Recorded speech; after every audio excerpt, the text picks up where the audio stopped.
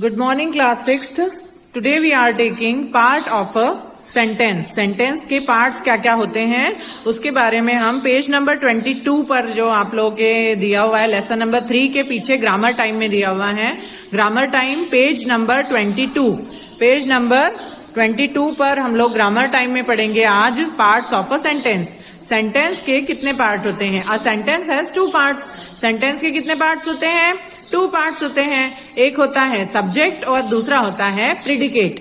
तो children like sweets, इसमें जो चिल्ड्रन लाइक स्वीट्स हैं जिसके बारे में आप बात करते हैं, the first part of the sentence is called the subject. तो जहां जो चिल्ड्रन है मतलब जो पहला पार्ट होता है सेंटेंस का उसे हम कहते हैं सब्जेक्ट. और the name of the person और thing we speak about is called the subject. जिस व्यक्ति के बारे में या जिस चीज के बारे में आप बात कर रहे हैं उसे कहते हैं हम लोग सब्जेक्ट. जैसे यहाँ पे चिल्ड्रन लाइक स्वीट्स, तो इसमें आप किसके बारे में बात कर रहे हैं? बच्चों के बारे में, कि बच्चों को स्वीट्स पसंद होती हैं. तो यहाँ पे इस सेंटेंस में आप बच्चों के बारे में बात कर रहे हैं. तो बच्चे जो हैं वो क्या हो गया? सब्जेक्ट हो गया. तो जो पहला पार्ट होता है सेंटेंस का जिसके बारे में आप सेंटेंस में बात कर रहे होते हैं उसे कहते हैं सब्जेक्ट. और जो सेकंड पार्ट होता है उसे कहते हैं predicate. What is said about the subject is called predicate. जो आप कह रहे हैं सब्जेक्ट के बारे में मतलब बच्चों के बारे में, यहाँ पे क्या कहा जा रहा है कि उन्हें स्वीट्स पसंद होती हैं. तो लाइक स्वीट्स जो है वो क्या हो गया? प्रिडिकेट. जो सब्जेक्ट के बारे में कहा जा रहा है उसे हम कहते हैं प्रिडिकेट. ठीक है. तो हम लोग और थोड़ा सा यदि समझना चाहें तो हम लोग और देख सकते हैं. जैसे मैंगोज आर स्वीट. मैंगोज कैसे होते हैं? स्वीट होते हैं. तो यहाँ पे किसके बारे में हम बात कर रहे हैं? मैंगोज के. तो मैंगोज क्या हो गया? सब्जेक्ट हो गया. और आर स्वीट क्या हो गया? प्रिडिकेट हो गया. क्या हो गया? Are sweet predicate. तो ये हो गया सब्जेक्ट की जिस चीज के बारे में हम बात कर रहे हैं वो हो गया सब्जेक्ट. मतलब ऐसा नहीं है कि सिर्फ पर्सन्स को ही सब्जेक्ट कहते हैं, थिंग्स को भी सब्जेक्ट कहते हैं या थॉट को भी. जैसे आप लोग कोई थॉट करें, जैसे ऑनेस्टी. ऑनेस्टी क्या है? एक थॉट है. Honesty is the best policy. ये एक सेंटेंस है. सेंटेंस क्या होता है? जिसका पूरा मीनिंग निकलता है. तो honesty is the best policy. Honesty क्या होता है? ईमानदारी. तो ईमानदारी क्या है? किसी चीज, कोई चीज है या फिर कोई व्यक्ति है? नहीं, ये हमारी फीलिंग का नाम होता है. तो ऑनेस्टी जो है वो क्या हो गया यहाँ पे? सब्जेक्ट. और उसके बारे में क्या बात हो रही है कि ये बेस्ट पॉलिसी होती है. तो ये हो गया प्रिडिकेट. आया समझ में? तो सब्जेक्ट और प्रिडिकेट अब हम लोगों ने समझ लिया है. अब हम लोगों को ये करना है एफ में, divide each of the following sentence into subject and predicate. आपको यहाँ पर इस 10 सेंटेंस में सब्जेक्ट और प्रिडिकेट अलग अलग डिवाइड करने हैं. तो फर्स्ट सेंटेंस में आपको बता देती हूँ. The elephant is the biggest animal. Elephant सबसे बड़ा एनिमल होता है. तो यहाँ पे सब्जेक्ट क्या हो गया? The elephant. किसके बारे में बात हो रही है? एलिफेंट के. तो हम लोग इसके नीचे अंडरलाइन करेंगे और उसके नीचे लिखेंगे सब्जेक्ट. और इसके नीचे अंडरलाइन करेंगे क्या? उसके बारे में क्या कहा गया है? Is the biggest animal. इसके नीचे अंडरलाइन करके यहाँ लिखेंगे प्रिडिकेट. तो ये आप लोगों का होमवर्क है जो कि आप लोगों को होमवर्क में करके सेंड करना है. ओके. अब हम लोग आते हैं नेक्स्ट लेसन के ऊपर. इसके क्वेश्चन आंसर्स मैं आपको अभी फोटो खींचकर सेंड करूंगी. आप लोगों को इसे कंप्लीट करना है. ठीक है. तो अब हम लोग आते हैं यहाँ पे an enormous trip. Lesson number 4. Enormous trip जो है इसको हम लोग आज पढ़ेंगे. सॉरी, एनॉर्मस ट्रिप नहीं है, टर्निप है. The enormous turnip. Enormous means क्या होता है? बहुत बड़ा. एनॉर्मस मीन्स क्या होता है? बहुत बड़ा. तो यहाँ पे हम लोग पढ़ेंगे chapter number 4, the enormous trip. Let's start reading of the chapter. Once upon a time, a man planted some turnip seeds. The turnip seeds grew. The turnip seeds grew and grew. I wanted to pull up the enormous trip, said the man. तो यह एक बार की बात है, एक आदमी था जिसने टर्निप के सीड्स जो हैं, टर्निप यानी क्या होता है? शलजम. तो टर्निप के सीड्स बोए और उसे उनमें सीड्स डालता ही गया. मतलब वहां पे वो बहुत सारे सीड्स डाल दिए उसने. The turnip seeds grew. Turnip seeds जो हैं वो उग गए. फिर टर्निप सीड्स जो हैं वो उगते ही चले गए, मतलब बहुत सारे हो गए.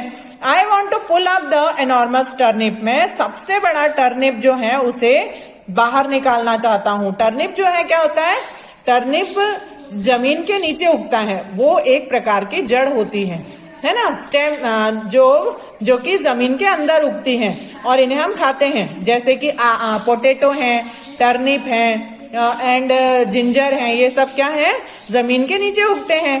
तो टर्निप जो है वो उसे निकालना चाहता था जमीन से बाहर। The man pulled and pulled, जमीन में से वो निकालता गया, पुल यानी खींचना, तो वो उसे पुल करता गया, but he could not pull up the enormous turnip, पर वो इतने बड़े टर्निप को उखाड़ ही नहीं पाया, निकाल ही नहीं पाया।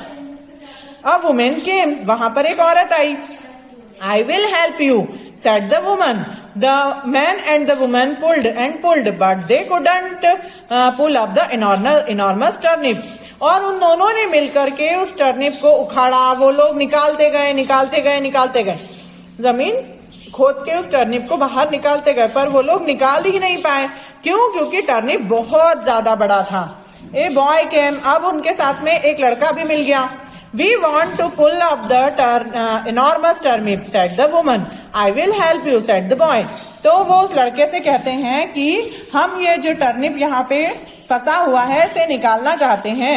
तो जो लड़का है उसने कहा कि हम तुम्हारी मदद करेंगे। The man and woman and the boy pulled and pulled. तो ये तीनों मिलकर के, मैन, वुमेन और बॉय, सब मिलके टर्निप को निकालने लगे, पर वो लोग निकाल नहीं पा रहे थे। But they could not pull up that enormous turnip. A girl came. We want to pull up the enormous turnip, said the boy. I will help you, said the girl. अब वहां पे जो लड़की आई उससे उस लड़के ने कहा कि हम ये टर्निप जो है उसे जमीन से बाहर निकालना चाहते हैं, तो हम लोग निकाल नहीं पा रहे हैं। तो वो कहती है कि मैं भी तुम्हारी मदद करूंगी, और चारों मिलके टर्निप निकालने लगे। The man, women, boy and the girl pulled and pulled. जो मैन था, वुमेन थी, बॉय था और गर्ल था, सब मिलके टर्निप को बाहर निकालने की कोशिश करने लगे। अब नेक्स्ट पेज पर आइए, page number 26।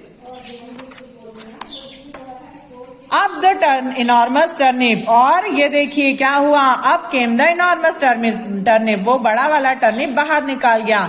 We will help you to eat the enormous turnip, said the women, boy and the girl, and they did it. और उन्होंने कहा कि हम ये जो बड़ा सा टर्निप बाहर निकला है ना, उसे आपको खाने में मदद करेंगे अब। और वो सब मिलकर के उस टर्निप को खा गए।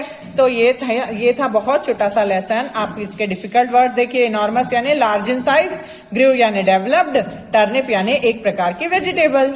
इसके क्वेश्चन आंसर समझें। Answer the questions. What did the man plant, man ने क्या उगाया, turnip seeds. Why was it difficult for the man to pull up the turnip? Turnip को बाहर निकालना आदमी के लिए क्यों मुश्किल था? Because it was very enormous. Who helped him to pull up the enormous turnip? किसने मदद की उसकी? Woman ने। What did the girl say to the boy? Girl ने क्या कहा कि मैं भी तुम्हारी मदद करती हूँ। Who ate that enormous turnip? enormous turnip किसने खाया? तो चारों ने खाया। अब आपको फिल इन द ब्लैंक्स खुद से करना है। वर्ड पावर भी आप लोग खुद से कंप्लीट करके मुझे होमवर्क में सेंड करेंगे।